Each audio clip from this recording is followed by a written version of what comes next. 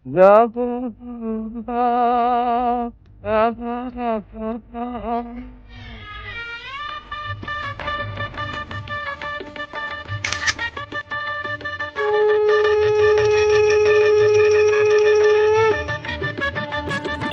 একটি ধর্মীয় উৎসবের চেয়ে বাংলার সবচেয়ে গুরুত্বপূর্ণ উৎসব।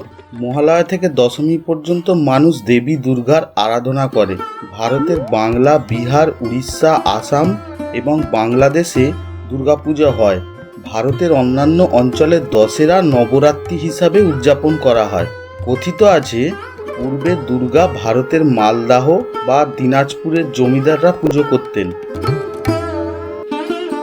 যাই হোক, ইতিহাসে উল্লেখিত প্রথম দুর্গাপুজোটি ছিল মহারাজা কৃষ্ণচন্দ্রের পূর্বপুরুষ ভবানন্দের তত্ত্বাবধানে 1606 সালের দিকে নদিয়াতে। পরবর্তীতে মহারাজা কৃষ্ণচন্দ্রের আমলে দুর্গাপুজো উদযাপন বৃহত্তর রূপ ধারণ করে। তার পূর্বপুরুষ রুদ্র রায়ের নির্মিত ভবনে দুর্গাপুজো হয়। কলকাতায় উল্লেখিত প্রাচীনতম পূজা হল বরিশার সাবর্ণ চৌধুরীর পারিবারিক পূজা, যা 1610 সালে শুরু হয়েছিল এবং আজও খুব ঐতিহ্যগতভাবে পুজো করা হয়।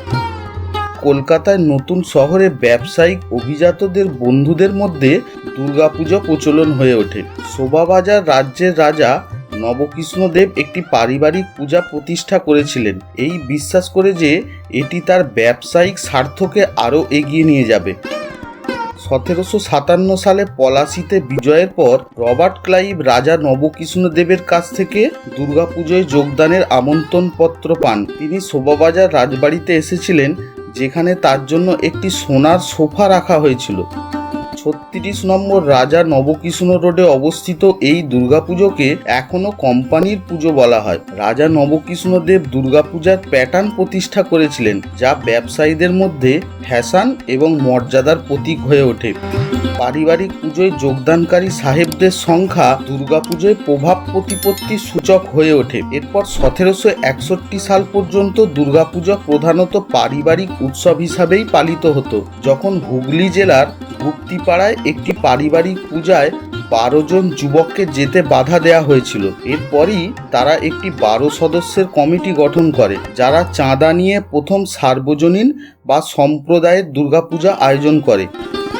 12 সদস্যের কমিটি নিয়ে গঠন করা সেই পুজো থেকেই এই ধরনের পুজোকে বারোয়ারি বা 12 বন্ধুর পুজো বলা হয়। যদিও the friends of India Serampore থেকে প্রকাশিত একটি মাসিক কাগজে আবার এই ঘটনার তারিখ হিসাবে 1790 সালের উল্লেখ করা হয়েছে। যখন 1910 সালে কলকাতায় ভারতীয় জাতীয় কংগ্রেস অনুষ্ঠিত হয়, তখন কলকাতার বলরাম বোস ঘাট রোডে দেশের স্বাধীনতা সংগ্রামীরা একটি দুর্গাপুজোর আয়োজন করেছিলেন। সেই পুজোয় বারোয়ারি শব্দের স্থলাভিষিক্ত হয় সর্বজনীন। সেটিই ছিল কলকাতায় প্রথম সম্প্রদায়ের দুর্গাপুজো।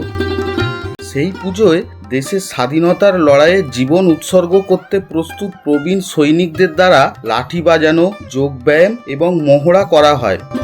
প্যান্ডেলের আশপাশের স্টলে স্বদেশি জিনিসপত্রও বিক্রি হয়।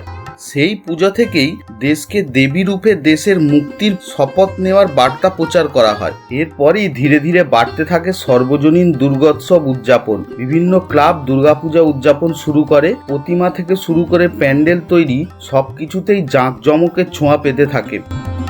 মূর্তি নির্মাণ, প্রতিমা সজ্জা, প্যান্ডেল নির্মাণে পরীক্ষামূলকভাবে শিল্পের প্রয়োগ হতে থাকে। 1985 সাল থেকে এশিয়ান পেন্টস অথরিটি কলকাতার দুর্গাপুজো কমিটিকে পুরস্কার দেওয়ার প্রথা চালু করে। এই পুরস্কারকে বলা হয় এশিয়ান পেন্টস শারদ সম্মান।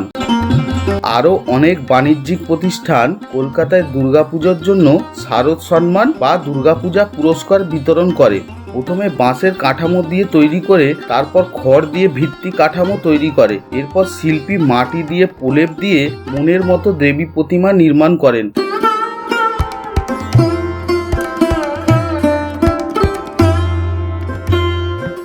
শুরুতে একচালা মূর্তি নির্মাণ এবং পূজা করা হলেও পরবর্তীতে তাতেও নানান ধরনের শিল্পের ছোঁয়া লেগেছে। কখনো সেখানে উঠে আসে সামাজিক বিষয়, কখনো দেশ বিদেশের লোকশিল্পীর ছোঁয়া, কখনো আবার শিল্পী পৌরাণিক চিত্রের ওপর ভিত্তি করে মূর্তি তৈরি করেন।